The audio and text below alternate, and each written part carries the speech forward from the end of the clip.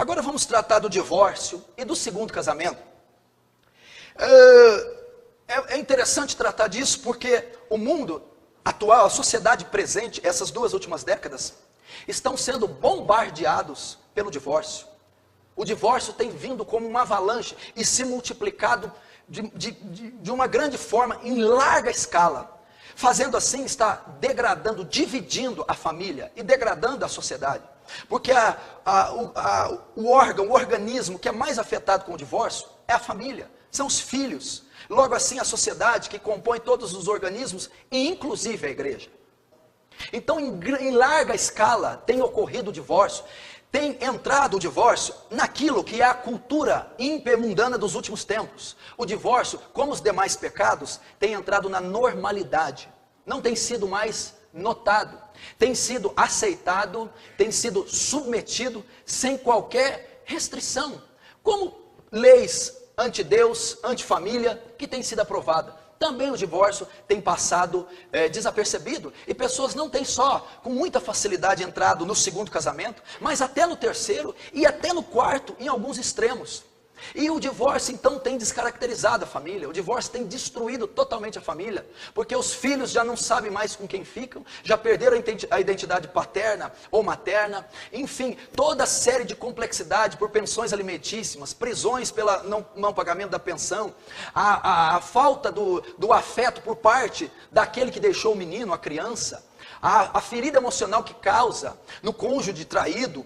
Enfim, o divórcio tem sido realmente um grande inimigo da família e da sociedade. Mas o mais importante é notar que o divórcio também tem entrado, a separação, o desquite, em larga escala, dentro da igreja do Deus vivo. E muito antes de ser sancionado leis acerca do casamento e do divórcio, no Éden, Deus já tinha instituído a vitalicidade do casamento, e não aceitando de hipótese alguma o divórcio, e muito menos o segundo casamento. Porém, pela dureza do coração, pelo pecado de muitos, pela incoerência de alguns líderes, pela falta de entendimento bíblico, o divórcio tem sido aceitado dentro da casa do Senhor, o segundo casamento tem sido aceito na casa do Senhor, e isso nunca foi do coração de Deus, porque Ele mesmo diz, o que uniu Deus, e foi uma união, e foi uma instituição celeste, divina, não separe qualquer organismo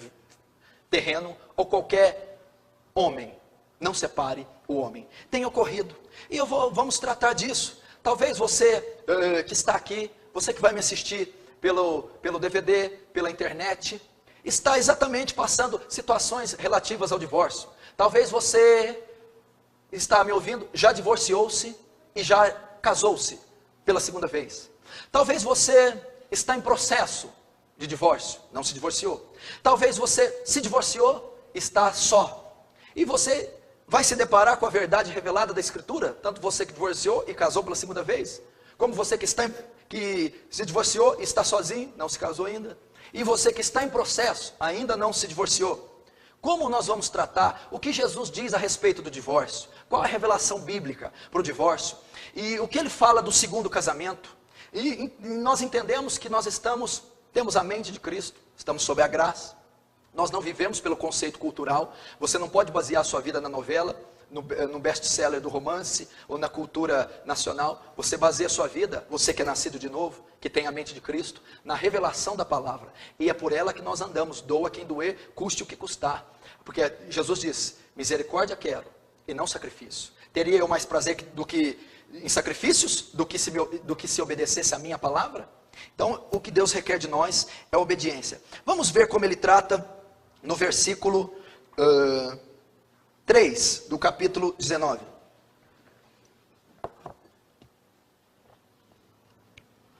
Capítulo 19, versículo 3.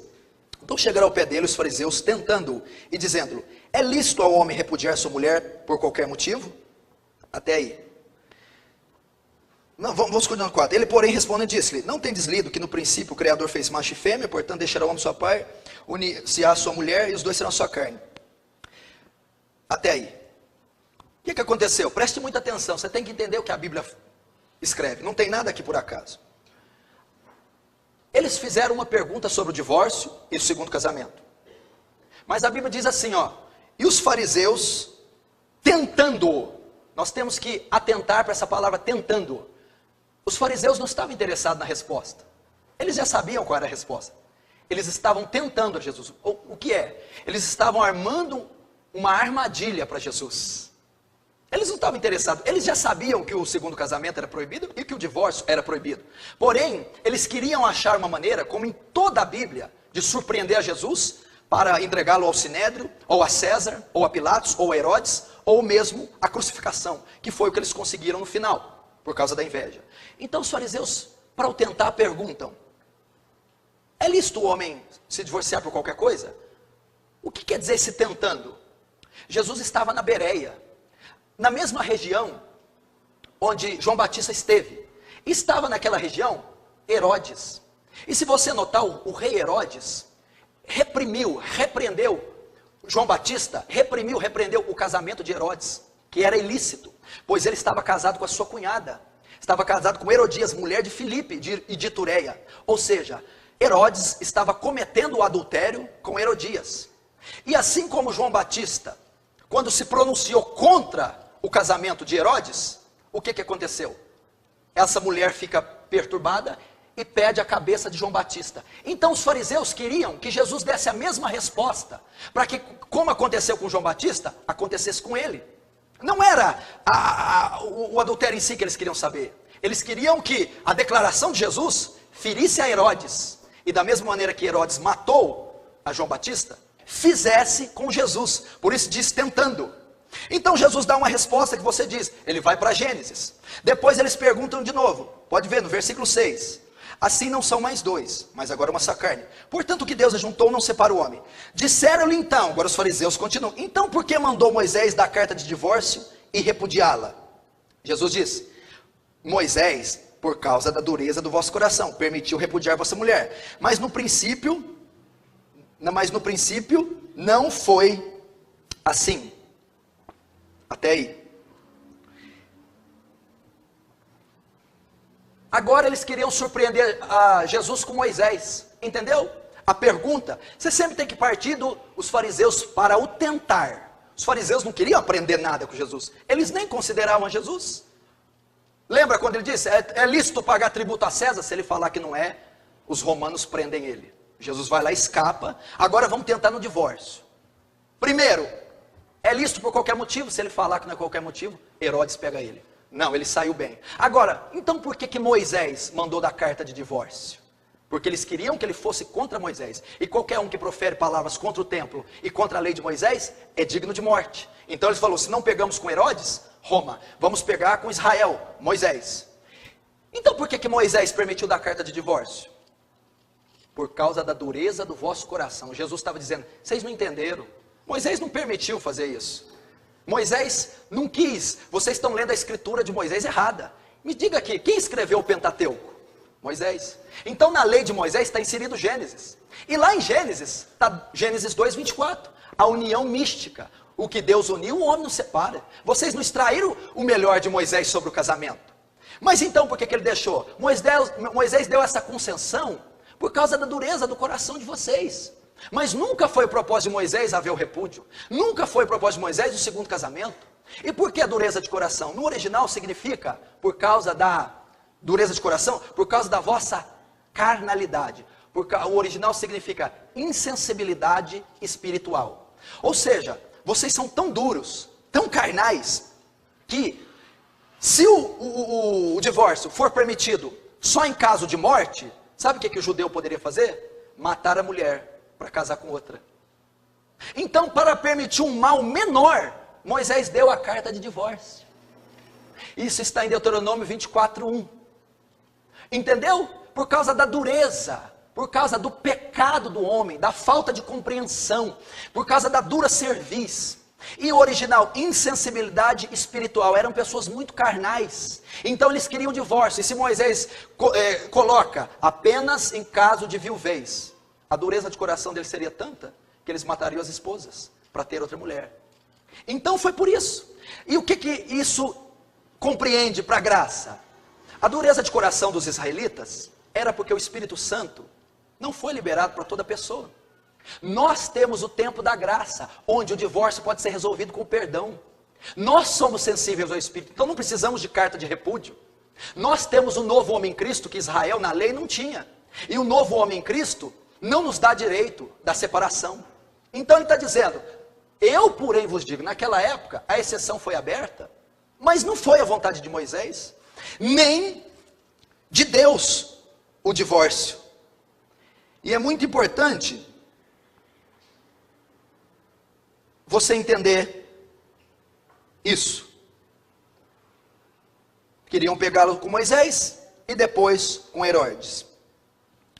Agora ele vai dar a resposta para o divórcio e o segundo casamento. Ela está no mesmo tempo. Presta atenção.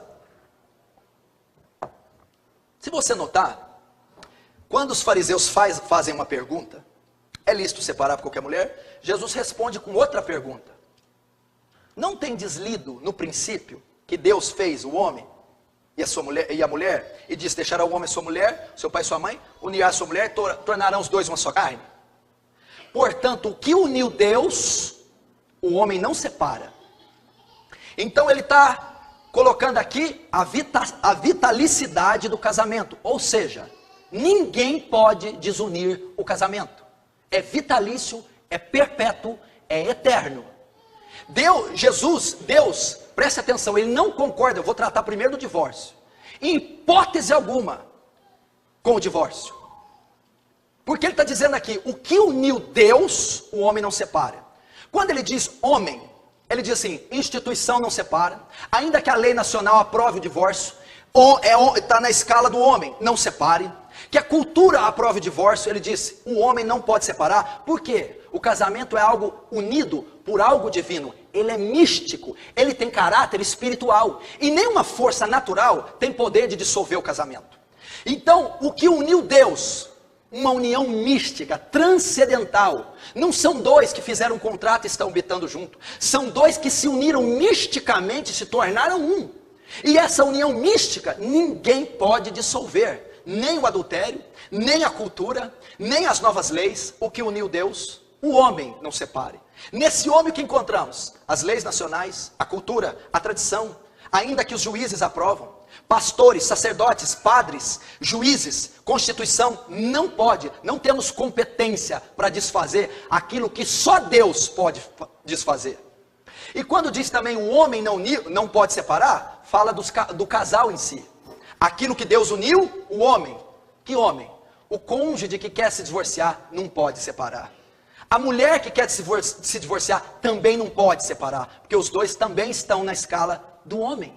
Então não compete a nenhuma organização, nenhuma lei, nenhuma jurisdição e nem a vontade dos cônjuges separar aquilo que Deus uniu. Só a morte tem poder de dissolver o casamento. É muito importante você notar. Só que aí você pode me dizer assim, olhe para cá. Ah, pastor, meu casamento não foi Deus que uniu. Eu não sabia quando eu estava casando. Eu não estava preparada, pastor. A minha desculpa de estar separando do meu marido, ou a minha desculpa de estar separando da minha esposa, é porque não deu certo. É porque eu não ouvi os conselhos dos meus pais. É porque eu não segui a direção de Deus. Então, por esse método, eu posso separar e casar com outro. Meu irmão, o casamento é indissolúvel. Isso não está ligado à ordenança de Deus, está ligado à sua responsabilidade. Isso é fruto da sua escolha. E aquilo que Deus uniu, não separe. E você não vai poder dizer para ele, diante do tribunal, que você não sabia, que você não estava preparado, que você se precipitou. Quando você decidiu se casar, Deus ratificou a sua união. Quando você decidiu, esteja preparado ou não, seguiu o conselho ou não, Deus concluiu, recebeu, ratificou a sua união, e você se tornou uma só carne com seu marido, independente da sua preparação. Se você estava preparado ou não, obedeceu os conselhos ou não, isso é responsabilidade sua, e Deus não tem nada com isso. Você quer ver a prova disso biblicamente? Malaquias capítulo 2, antes de Mateus, olha o que diz. Malaquias capítulo 2, versículo 14, e dizeis, por quê? Porque o Senhor foi testemunha, olha lá, por quê? Porque o Senhor foi testemunha entre ti e a mulher da tua mocidade, com a qual tu foste desleal, sendo ela tua companheira e mulher do teu concerto. Versículo 16, porque o Senhor Deus de Israel diz que aborrece o repúdio, aborrece o divórcio. Até aí. Agora presta atenção no 14. Ele vai dizer o dia que você se casou. Por quê? Vocês estão questionando a Deus? Ele responde: porque o Senhor foi testemunha entre ti e a mulher da tua mocidade. O dia que você se casou pela primeira vez, Deus ratificou. Deus foi testemunha de ti, a mulher da tua mocidade. Está dizendo do primeiro casamento, da primeira vez que você se casou. Ele recebeu aquilo, ele ratificou, ele contou aquilo, ele concebeu como matrimônio. Então, você que se casou, não tem desculpa. Você que está entrando em divórcio, não tem desculpa. Você que se divorciou, não tem desculpa de dizer: eu não tinha preparação, eu não ouvi conselhos. Mas o momento que você se decidiu, você se tornou uma só carne com o seu cônjuge, e o Senhor ratificou, e dizendo no final do texto: eu, Senhor, repudio, abomino o divórcio. Então é muito importante você saber. Por isso que eu falo tanto aqui dos casais que querem namorar e se precipitam num namoro precoce e se precipitam num casamento. O casamento é algo muito sério, ele não pode ser feito de qualquer jeito. Por isso que um casamento deve ser muito bem trabalhado. Vejam no meu caso, por exemplo, eu colho fruto das minhas escolhas. Eu demorei 10 anos para me relacionar com uma pessoa, e a única pessoa que eu me relacionei, eu me casei, e será perpétuo isso. Por que você tem que se precipitar? Por que você não orou, não ouviu o conselho das pessoas? Por que você foi de maneira precipitada? Agora, uma vez ratificado, ele não permite de maneira alguma, porque ele repudia, abomina o divórcio. Então, é importantíssimo. E por que ele abomina tanto? Por que tem essa lei inserida? Porque você tem que entender que Jesus, Deus, ele está protegendo algo santo, sacro, a família. Em todo esse momento, ele sabe o que o divórcio causa, a moléstia que é para as crianças, o que traz à sociedade, o que traz à igreja. Então essas leis são para guardar, proteger a família. Você já imaginou uma igreja cheia de divorciados, com enteados, padrastos, madrastas, ninguém sabe quem é filho de ninguém? Que autoridade teremos para pregar, para ensinar alguma coisa a alguém? Que autoridade teremos para representar Deus, se nós estamos contrariando a própria lei familiar que ele estabeleceu? Por isso ele repudia, por isso ele abomina, por isso que ele uniu você, mulher, você, marido, instituições, culturas, não tem a competência para desfazer o que só ele fez. E a igreja precisa andar segundo a revelação do Senhor.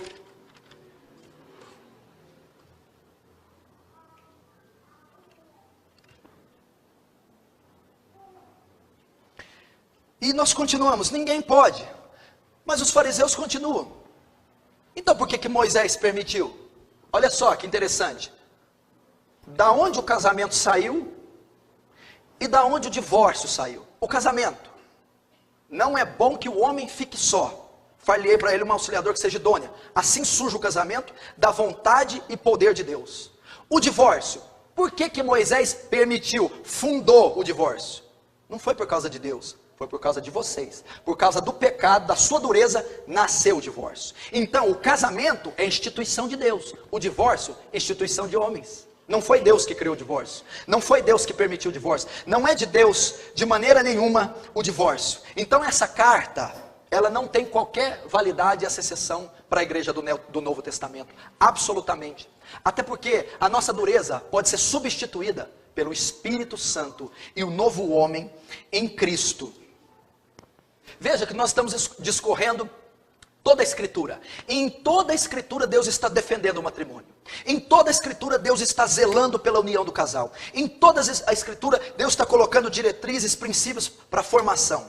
Então mesmo ele falando da carta de divórcio, ele diz não. Ele vai responder, no princípio não foi assim. Ou seja, é sempre a vontade de Deus, a união perpétua do casal. Mesmo que haja qualquer adversidade ou qualquer bateria de crises e até o próprio adultério. E nós vamos tratar no final como se resolve o adultério segundo o conceito da graça. Então, de maneira nenhuma, lembre-se desse versículo: eu, o Senhor, abomino, repudio o divórcio. Em hipótese alguma, você pode dizer que se divorcia porque não aguenta ela mais, você pode dizer que se divorcia porque não vai com o jeito dela, perdeu o amor, perdeu a atração física, todas essas crises, todas essas desculpas e todas essas exceções para você não continuar. Mas ainda assim, com todas essas crises e causas justas ou injustas, a vontade absoluta de Deus para todo homem, inclusive o pecador, o ímpio, quanto mais a igreja, é a união perpétua, infindável, indissolúvel do casal. Agora vamos tratar do segundo casamento. O adultério não é considerado a dissolução, o término do casamento por Jesus. Tanto é que ele diz: quem casar com a parte repudiada, comete adultério com ela. Você parou para pensar? Como é que é? A parte inocente foi traída, ela não tem nada a ver. Se alguém casar com ela, comete adultério com ela. Mas por que comete? Ela é inocente, ela não fez nada. Porque Deus está considerando o casamento dela antigo ainda, pois o marido dela está vivo. Porque ele não se desfaz com o adultério, não se desfaz com a traição, só se desfaz com a morte. Então, pela parte inocente, você nota que o segundo casamento é proibido, porque a inocente não fez nada, ela foi traída. Só que a Bíblia diz que se a inocente casar com uma pessoa, comete adultério. Por quê? Porque o casamento antigo dela ainda está sendo considerado. Então, tanto o que repudiou quanto a repudiada, se casarem, cometem adultério. Vamos ler isso em Romanos capítulo 7. Romanos capítulo 7.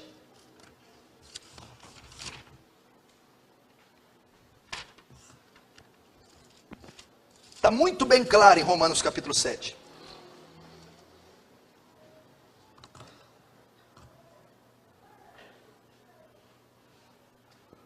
Olhe lá. Romanos 7, versículo 2. Porque a mulher, está muito claro aqui, vamos ver. Porque a mulher está sujeita ao marido, enquanto o marido viver. Ela está ligada pela lei, mas morto o marido, está livre da lei do marido. Agora olha o 3. De sorte que, vivendo o marido, ela será chamada adúltera, se for do outro marido. Mas morto o marido, livre está da lei, e assim não será adúltera, se for do outro marido. Tem como ser mais claro? A mulher casada está tratando da mulher, ok? Mas também pode ser o homem. Olha só, a mulher casada está ligada pela lei ao marido, enquanto o marido viver. Está ligada. Separando, adulterando ou não. Se a mulher separar e casar com outro, estando vivo o marido, comete adultério. Porque está ligada ao marido pela lei. Que lei? A lei de Gênesis 2:24. Uma só carne, a união mística. De sorte que se o marido dela morrer, ela pode se casar com outro, e não será chamada adúltera, pois a lei foi quebrada com a morte do marido. Mas vivendo o marido, e ela separou porque ele adulterou, porque achou ruim ou qualquer outra coisa, vivendo o marido e ela casar com outra, será chamada de adúltera, porque está ligada pelo marido ainda enquanto ele viver. 1 Coríntios vai falar a mesma coisa, um livro depois. Vamos lá. Um livro depois. 1 Coríntios 7, 39. Olha lá, ó. A mulher casada está ligada pela lei todo o tempo em que o marido vive. Mas se falecer seu marido, fica livre para casar com quem quiser, contanto que seja no Senhor. Então, ele está dizendo aqui, olhe para cá, quando é que o segundo casamento é permitido para o crente? Só em caso de viuvez, porque o casamento místico, uno, só pode ser dissolvido com a morte de um dos cônjuges. Se os cônjuges estiverem vivos e não estiverem casados, um com o outro, e casarem-se com o outro, estão em adultério, porque Deus sempre vai contar o primeiro casamento. Está anotando aqui? E ainda dá um conselho para a viúva, ou o viúvo. Deus permite que a viúva e o viúvo se casem, desde que seja no Senhor, com outro cristão. Porque se eu casar com um ímpio, eu vou estar na lei de Coríntios 6, não vos prendai a um julgo desigual com os infiéis. Então a gente nota que essa confusão que algumas pessoas fazem, e algumas igrejas, teólogos, alguns estudos, homens mais piedosos que eu, mais estudiosos que eu, confissões de fé de grandes igrejas, algumas aprovam o segundo casamento no caso de adultério. Porém, a Bíblia diz que cada um fique como o Senhor chamou. Deus deu para nós essa revelação, esse entendimento, que é muito claro. E eu não posso andar contra aquilo que a minha consciência diz que é claro, contra aquilo que o Espírito Santo testifica que é claro, e contra aquilo que a Escritura é clara em dizer. A vitalicidade, a união mística do casamento, ela é muito mais que um contrato. Por isso não é dissolvido com adultério.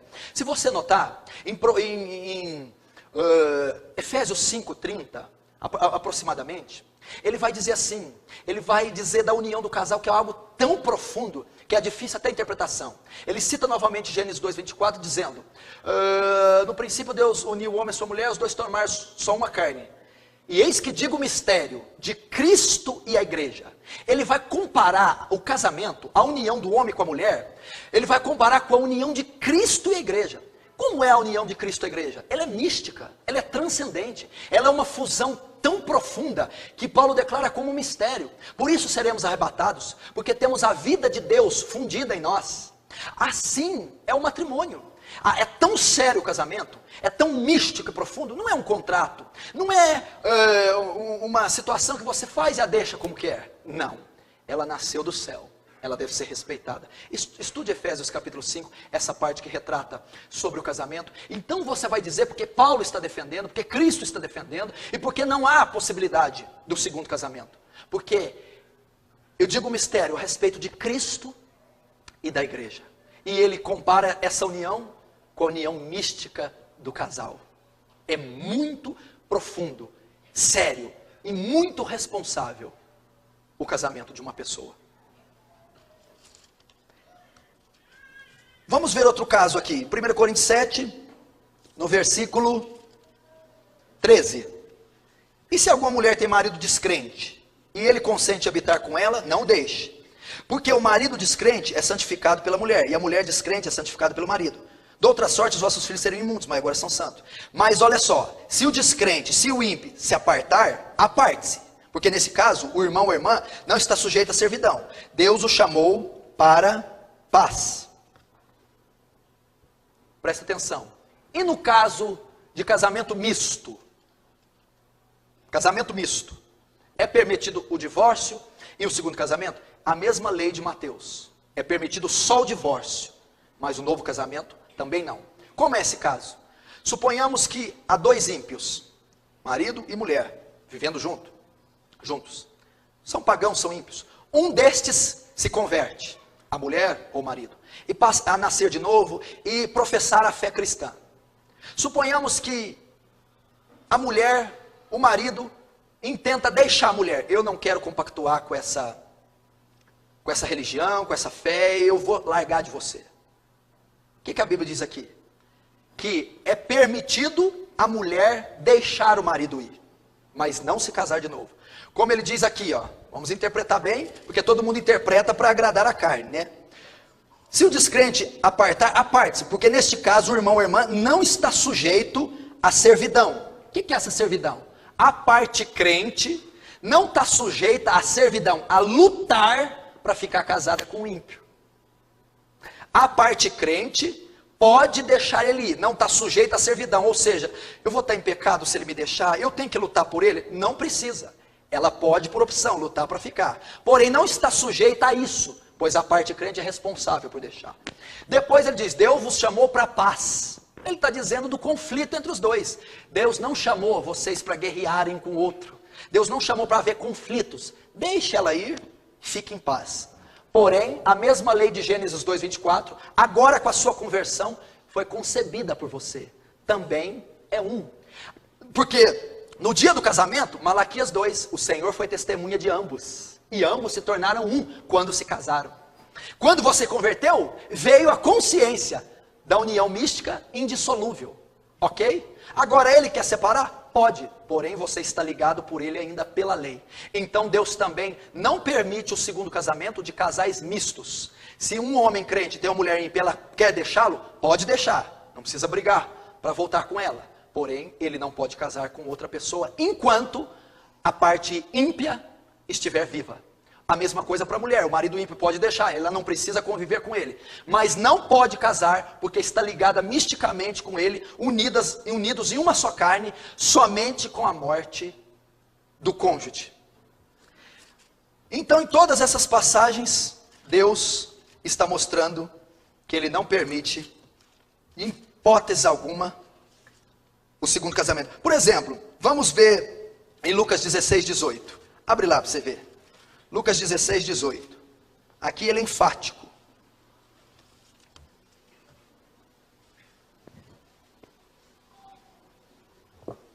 Lucas 16, 18, ele não dá cláusula nenhuma lá. Ó. Qualquer que deixa sua mulher e casa com outra, adultera. E aquele que casa com a repudiada pelo marido, adultera. Olha só, ele está explicando duas coisas aqui, ó. Primeira parte, ó. Qualquer que deixa sua mulher casa com outra, adultera. Então ele está dizendo aqui que todo casamento após o divórcio é adultério. Então aqui em Lucas 18 ele está autêntico na parte A. Qualquer que largar da mulher casar com outra, adultera. Então ele está dizendo que não há hipótese do segundo casamento. Segundo, ele vai falar que a parte inocente também adultera. Ó. E aquele que casa com a repudiada pelo marido, adultera também. Então na parte 2, ele está dizendo que a parte inocente também é culpada. Olha a tragédia do divórcio. Se separar, casar com outro, adultera. Se alguém casar com a inocente, também adultera. Porque ambos, a inocente e a culpada, estão ligados em uma só carne. Agora vamos ver Marcos 10. Marcos capítulo 10. Marcos 10, versículo 11 e 12. Olha o que está escrito. E Jesus diz, qualquer que deixar a sua mulher casar com outra, comete adultério. A mesma coisa da parte B de Lucas. Agora, da parte A de Lucas. Na B, vai ter um adendo, olha lá. E se a mulher deixar o seu marido e casar com outro, adultera. Então ele está dizendo aqui já dos dois sexos. Primeiro, que a Bíblia toda sempre fala que o homem que repudia. Aqui está dizendo, tanto o homem quanto a mulher, se repudiar e casar, cometem adultério. Então disse lá, ó, qualquer homem que deixar sua mulher casar com outra, adultera. Tá igual em Lucas. Só que no 12 vai falar que a mulher também. Se a mulher deixar o seu marido e casar com outro, adultera. Muitas pessoas acham que o adultério é só quando o homem deixa a mulher. Não, aqui agora está dizendo, se a mulher também deixar o homem e casar com outro, adultera. Agora vamos voltar para Mateus 19. Que eu sei que ainda está uma pulguinha na tua orelha, né? E vou explicar isso aqui com muita facilidade. Mateus 19. Preste muita atenção. Vamos ver a cláusula novamente. 19:9. Eu vos digo, porém, que qualquer que repudiar sua mulher, não sendo por causa de prostituição, e casar com outra, comete adultério. E que casar com a repudiada também comete adultério. Fique aí. Muita gente usa o 19:9 para dizer que pode casar de novo. Então vamos lá. Vamos primeiro pela lógica. Olha isso todos para mim. Não tem nenhum texto que aprova o segundo casamento. 1 Coríntios 7,39 diz que não aprova só com a morte. Romanos 7,1 diz que não aprova o segundo casamento só com a morte. Marcos 10 diz que não aprova o segundo casamento. Lucas 18 não aprova. Por que um versículo, 1,9, vai contrariar toda a Bíblia? Gênesis 2,24 diz que é indissolúvel. Lá em Coríntios cita novamente. Efésios cita. Será que Jesus ia contradizer toda a Bíblia para apoiar o segundo casamento?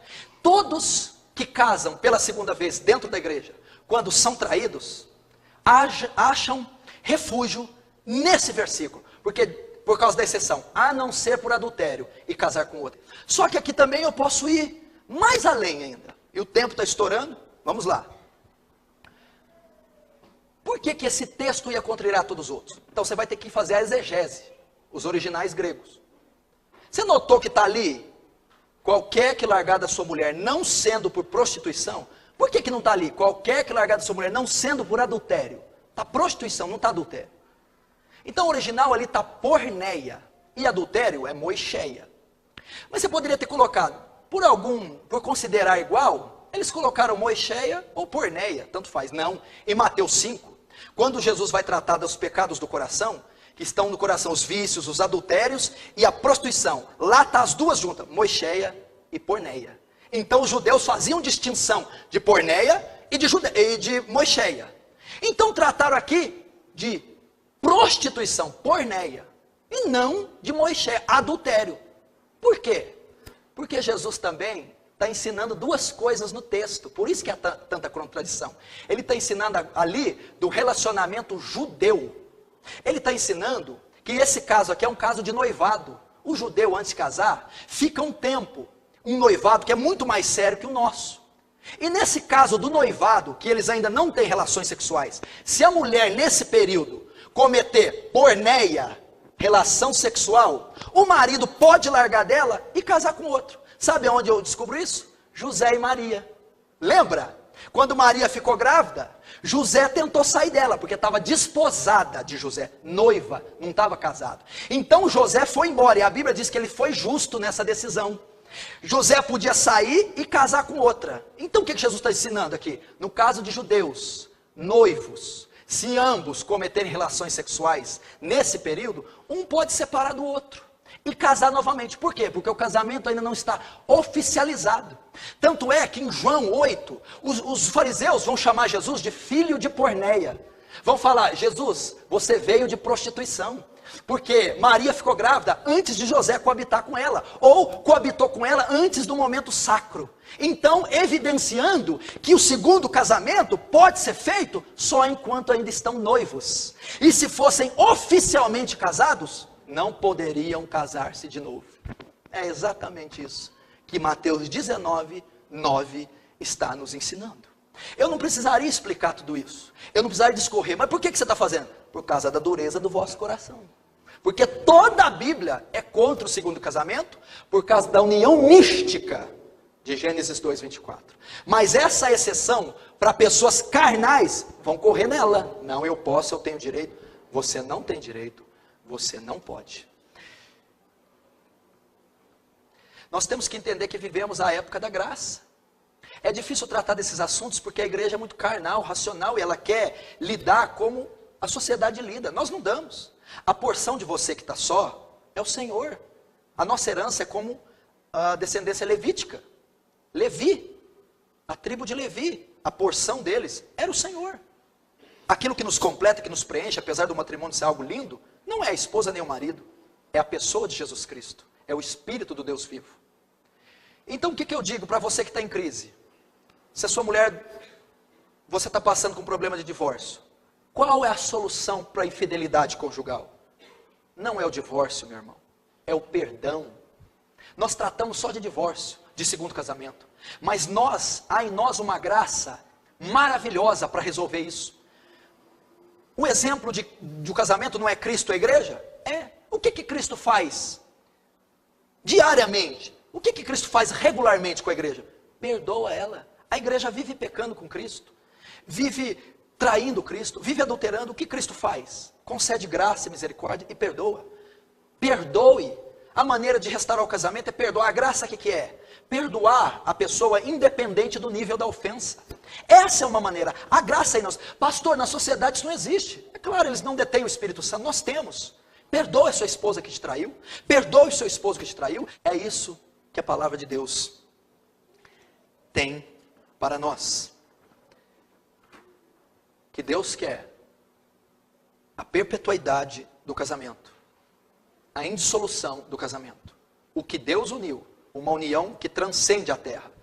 Ninguém, nem você, nem tua esposa, nem a repartição pública, o homem, não separe. E em todos esses casos, a melhor saída é a graça gloriosa, é o perdão de Deus, que nós temos condição de perdoar. Recorra a Deus em oração, busque a Ele.